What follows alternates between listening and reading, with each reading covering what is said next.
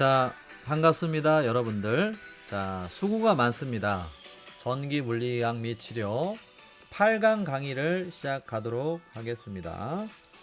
자, 여러분들 전기 물리학 공부하느라고 많이 힘드신데 그래도 최대한 쉽게 강의하려고 많이 노력하고 있으니까 여러분들 어려운 부분들은 복습하면서 자주 들어보시면 이해가 갈 거라고 생각이 됩니다.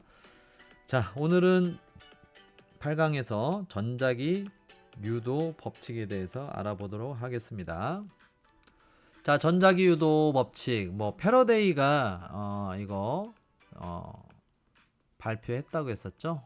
우리 학계에 이것을 프로넌스 했는데, 전자기 유도 법칙이 나오기까지는 사실은 그 전에 에르스텟의 전선에 도선의 전류가 흐를 때 자기장이 형성된다라는 것을 발견한 그 내용이 있었기 때문에 이게 나왔다라고 얘기를 했어요. 자, 그래서 에르스텟도 상당히 공헌이 크다. 그래서 이 이후에 보게 되겠지만 어쨌든 지금 이 그림 보시게 되면 이렇게 도선에 이렇게 전류가 흐를 때 그 밑에 나침반이 있었는데 우연히 그 나침반이 물론 실험실이 이렇게 너저분하게 어지러져 있잖아요, 과학자들이. 그래서 그 실험실에 이렇게 여러 도구들이나 장비들이 어수선하게 있었는데 그 밑에 나침반이 있었는데 전류가 흐를 때 나침반이 움직이는 것을 우연하게 발견했던 에르스텟이 이 부분에 대해서 의견을 발표했었고, 의견이 아니고 이제 발견한 이 현상에 대한 것들을, 물리학적 현상을 발표를 한 거죠. 이 부분이 아마도 이제 마이클 패러데이에게 힌트가 됐다라고 볼 수가 있겠죠. 자, 그래서 마이클 패러데이는 자, 전류가 자개를 일으킬 수 있다면, 자, 이게 이제 에르스텟의 그 주장의 내용에서 근거했다라고 볼 수가 있겠죠. 그러니까 에르스텟이 이렇게 발표를 했으니까 그렇다면 반대로 자개도 전류를 일으킬 수 있지 않을까라고 생각을 한 거죠, 마이클 패러데이가. 자, 그래서 마이클 패러데이가 유도 코일을 이용해서 감응 전류를 만들어냈고, 또 그러한 실험 소품들, 장비들을 이용해서 이렇게 실험을 통해서 패러데이 법칙을 이렇게 도출해냈죠. 그래서 패러데이 제1법칙은 도체, 그러니까 이제 구리 코일이라고 보면 되겠죠. 코일, 도선, 코일을 고정하고 자개를 변화시킬 때 유도 전류가 발생하더라라는 게 패러데이 제1법칙입니다. 쉽게 말하면 코일 원통 속에 자석을 넣었다 뺐다 했더니 전류가 만들어지더라. 전류가 만들어지는 건 어떻게 확인할 수 있어요? 여기 전류계가 연결되어 있는데 움직이는 거죠. 이렇게 왔다 갔다 이렇게. 자, 그 다음에 패러데이 제2법칙은 이번에는 반대로 자석은 가만히 있고 이 코일을, 도체를 움직이는 거죠. 움직일 때 전류가 만들어지더라 라는 것입니다. 자, 그래서 이 두 가지가 패러데이의 전자기 유도 법칙 제1법칙, 제2법칙이 되겠습니다. 자, 이것 때문에 우리가 이제 이렇게 전류를 마음껏 쓸 수가 있고, 또 여러 가지 발전기 같은 것들의 원리가 돼가지고 우리가 생활에서 필요한 충분한 전류를, 에너지를 생산해서 이렇게 인류의 건설적인 그러한 창조 활동에 활용하고 생활하는데 쓸 수 있게 된 거죠. 그러니까 굉장히 의미 있는 법칙이라고 볼 수가 있겠습니다. 자, 그 다음에 이번에는 렌츠의 법칙이 나옵니다. 렌츠의 법칙 같은 경우는 제가 이제 책에 없지만 이렇게 써놨었어요. 자속 변화에 대한 관성의 법칙이다 라고 이렇게 얘기를 했었는데, 자, 이것은 그러니까 여기 이 그림에서만 해당되는 게 아니라 모든 이 우리가 특히 교류의 속성에서는 이런 현상이 많이 일어나죠. 이렇게 자석의 힘, 즉 자기장의 힘이라든지 전류의 힘, 뭐 상관없습니다. 그게 변화되려고 하게 되면은 지금 현 상태를 유지하려고 하는 그러한 유도 기전력이 만들어지는 거예요. 유도 기전력. 자, 그래서 자속 변화에 대한 관성의 법칙이, 이 렌츠의 법칙이 여기에 국한돼서만 여러분들이 외워두시고 공부하려고 하면 안 되고, 앞으로 뒤에 나오는 여러 가지 전기 물리학 현상들에 응용해서 대입해서 생각을 하셔야 된다, 그 말씀입니다. 자, 예를 들자면 일단 왼쪽 그림을 보세요. 자, 아무것도 흐르지 않고 있는 그 코일로 이렇게 연결되어 있는 이런 회로, 전기 회로에 자석이 이렇게 다가오고 있죠. 밑으로 내려오는 그 녹색 화살표가 있잖아요. 이 화살표를 보세요. 제가 마우스로 움직이는 이 화살표. 자, 자석이 이렇게 내려오고 있잖아요. 그러니까 자석만 내려옵니까? 자석이 내려오게 되면 여기 N이라고 써 있죠. 아까 N이 뭐였어요? 전기로 말하자면 플러스죠. 예, 그래서 여기서 자석의 자기력 선속이 이렇게 나오고 있죠. 결국에는 자석이 다가온다라는 것은 이 회로에 어떠한 힘이 원래 힘이 없었는데 힘이 들어온다라는 거예요. 그러니까 들어오니까 이 회로에서도 이 들어오는 이 힘에 대항하기 위한 힘이 생기는 거죠. 기전력이 이 회로 코일 안에서. 자, 그래서 기전력이 만들어져서 대항을 하려고 위 방향으로 이렇게 자기력 그 힘이 생성되고 있는 것들을 우리가 볼 수가 있겠죠.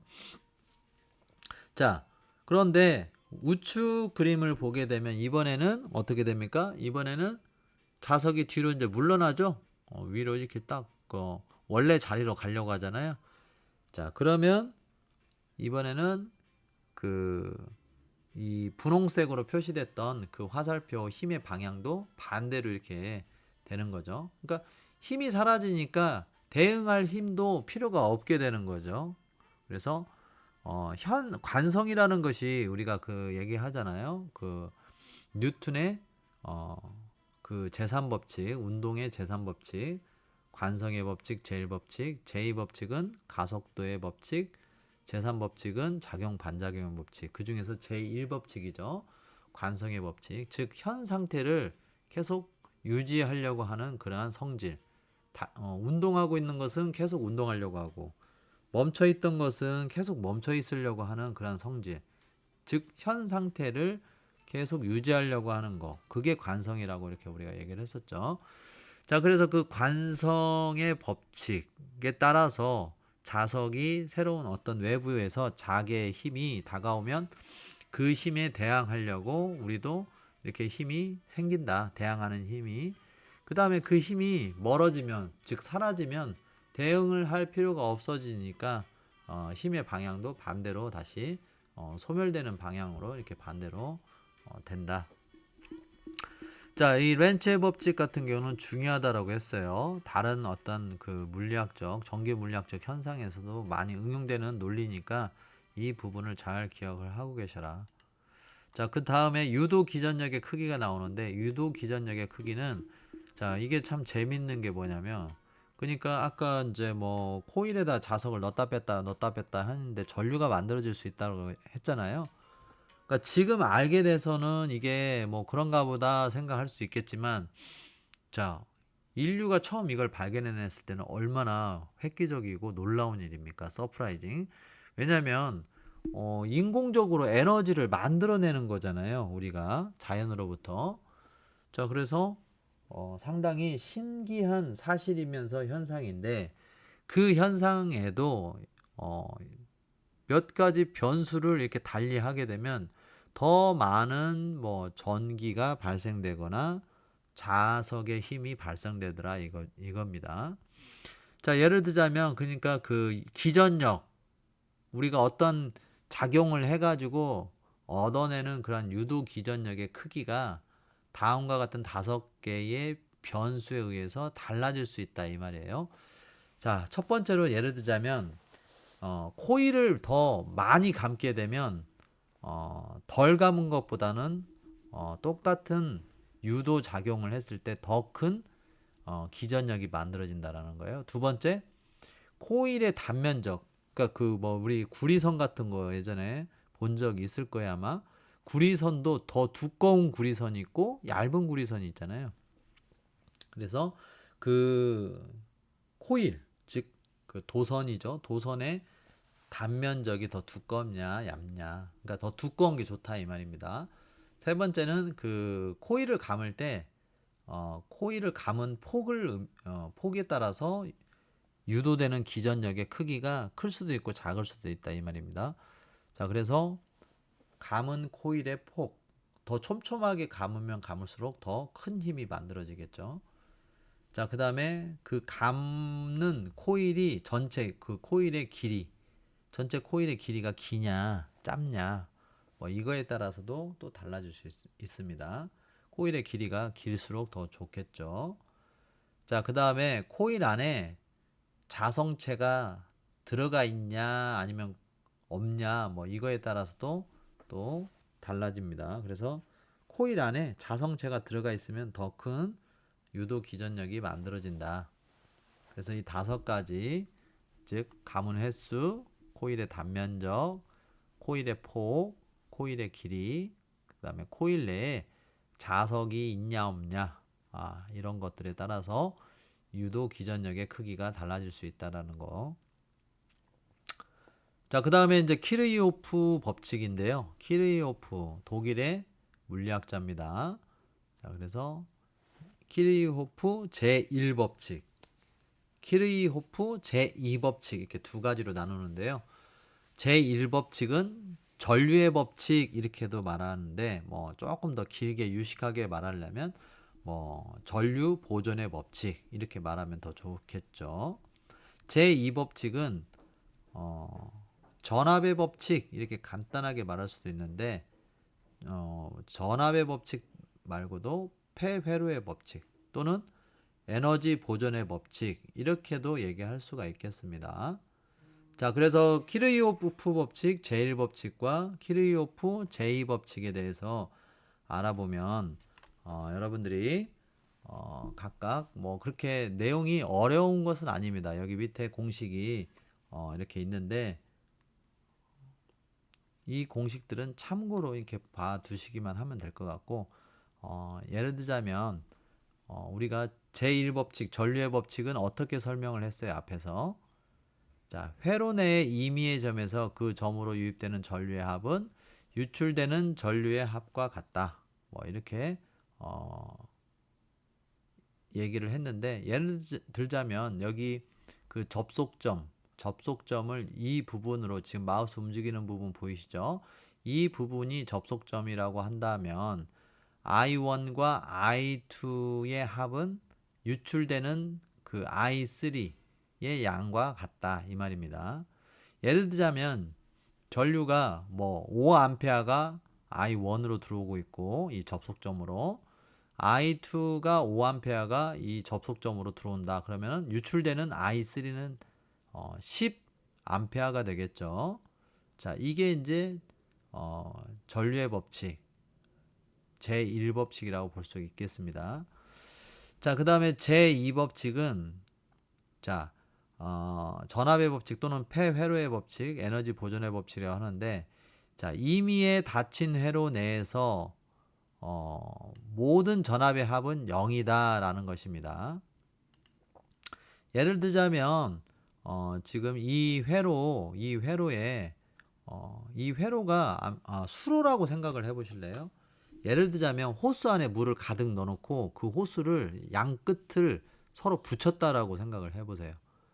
자, 그러면 그 호스 안에 이제 용량이 예를 들자면 1000cc라고 한다면 물이 들어갈 수 있는 용량이 정확하게 1000cc를 넣고 그 호스의 양 끝을 뭐 어렵겠지만 실제로는 어렵겠죠. 근데 양 끝을 붙여버렸다라고 생각을 해보세요. 왜냐하면 이제 폐회로의 법칙이라고 하니까 그러면 그 물이 흐른다는 개념이 없어진다라는 것이죠.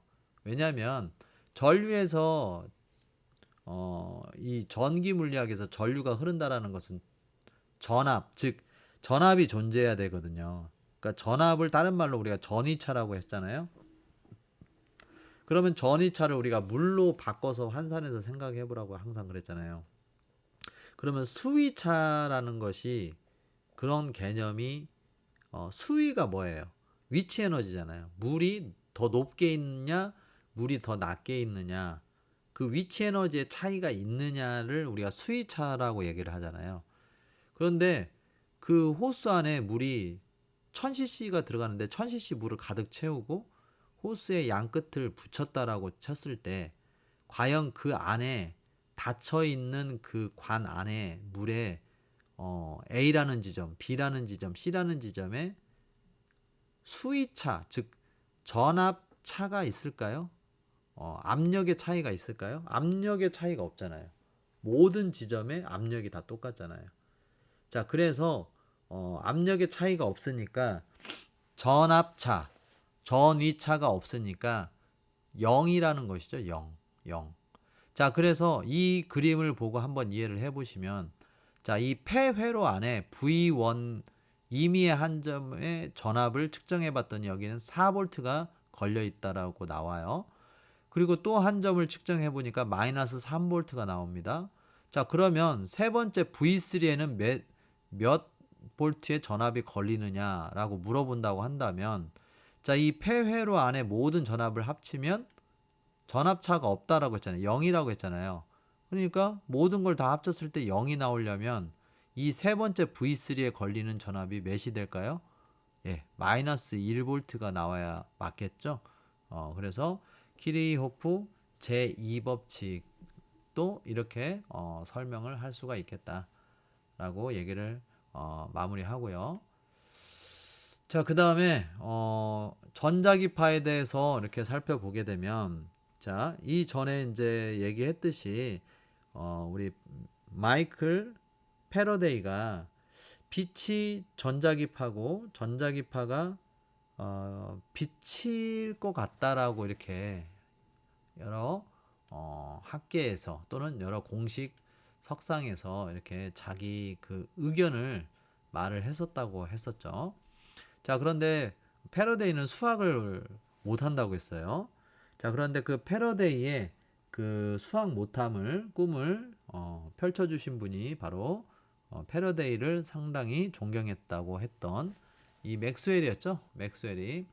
자, 그래서 맥스웰은 그런 부분들에 대해서 수학적으로 맥스웰 사방정식 뭐 이런 거 있었잖아요. 이 앞에서 봤듯이. 자, 그런 것들을 통해서 증명을 했었고, 그 다음에 수학적으로, 그 다음에 맥스웰은 이게 이제 그 속도를 전자기파의 속도를 계산을 해보니까 빛의 진행 속도하고 동일한, 즉 진공 속에서의 빛의 진행 속도하고 똑같은 것을 이렇게 알아내고, 그게 이제 전자기파가 빛이고 빛이 전자기파라는 것들을 확인해주는 그러한 어떤 연구를 추가적으로 보강을 해줬죠. 자, 그래서 C는 3 곱하기 10의 8승 메타다.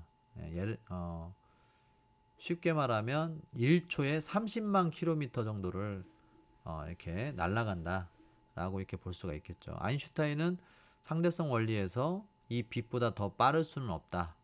우주의 어떠한 물질도 뭐 이렇게 얘기를 했었죠. 그래서 아직까지는 그게 맞는다라고 하는데, 이제 웜홀과 같이 공간을 왜곡하거나 공간을 이렇게 뚫어 갖고 진행하는 과정은 또 달라지겠죠. 자, 어쨌든 그러한 부분들은 뭐 우리가 이렇게 너무 어려운 부분이니까.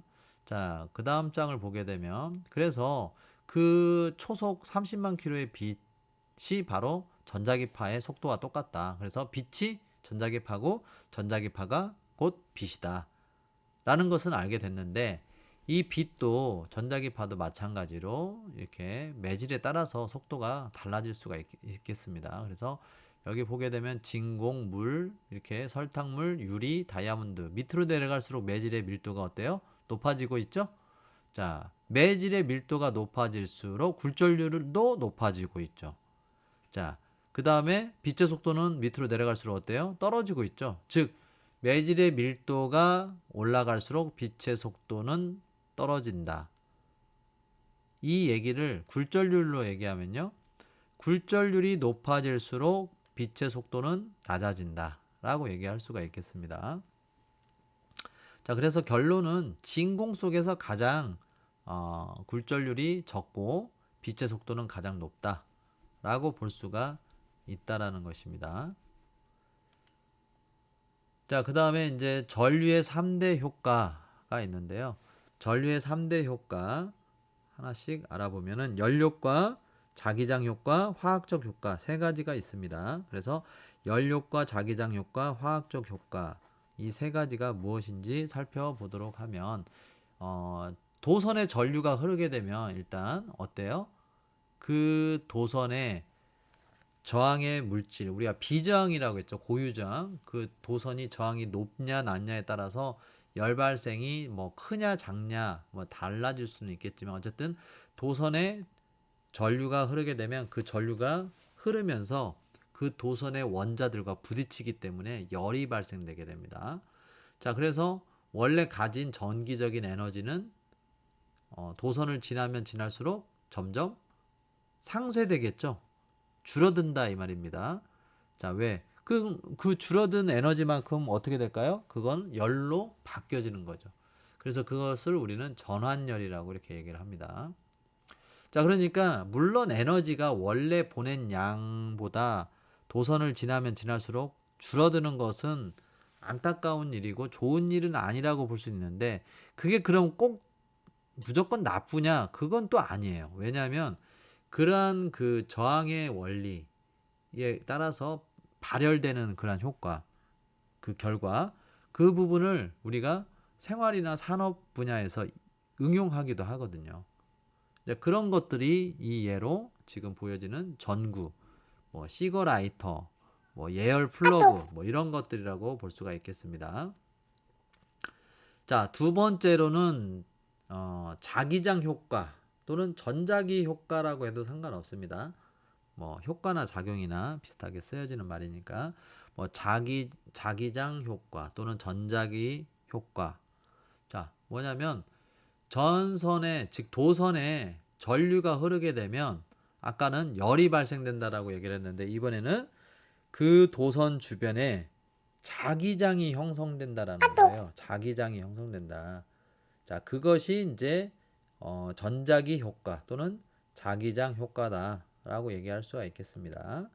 자, 그래서 전동기라든지 발전기, 솔레노이드 밸브 이렇게 산업 분야에서 쓰는 이러한 장비들의 원리가 이 자기장 효과 또는 전자기 효과에 의한 것이다. 자, 그래서 두 번째로는 전자기 효과를 알아보았고요. 세 번째로는 화학적 효과가 있습니다. 자, 그래서 전해에게 전류를 흘려 보내면 화학적인 작용이 일어나는데 특히 이제 화학적인 작용이라는 건 뭐냐면 뭐 전기 분해, 즉 전리 작용이라고 하죠.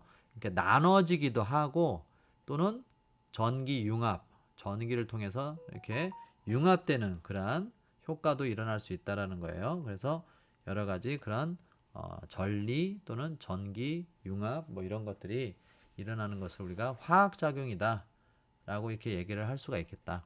자, 그래서 화학 작용의 예는 보통 우리가 배터리라든지 전기 도금 뭐 이런 것들, 전기 도금 할 때도 도금 같은 거 우리가 이제 일상에서 우리는 많이 안 하는데 도금업자, 뭐 보석, 뭐 가공하시는 분들, 뭐 이렇게 그런 분들은 많이 이런 것들을 이런 성질을 활용을 하고 있죠. 자, 그래서 이 세 가지 작용들이 있는데 그 작용들이 또 갖고 있는 또 세부적인 내용들이 있어요. 자, 그래서 그 세부적인 내용들은 우리 9강에서 조금 더 자세하게 각각의 발열 효과, 전자기 효과, 화학적 효과 세 가지에 대해서 개별적으로 내용을 조금 짚어보면서 8강에서 다시 진행하도록 하겠습니다. 자, 여러분들 수고 많이 하셨고요. 또 이제 어려운 전기 물리 의학 강의 계속 여러분들 공부하시느라 너무 수고가 많습니다. 자, 잘 따라오시고 또 복습 잘 하면서 이렇게 수업에 들어오시면 조금 더 동기부여나 여러분들 이해에 도움이 많이 되실 것이라 믿습니다. 자, 수고하시고요. 다음 강의에서 만나 뵙도록 하겠습니다. 자, 감사합니다.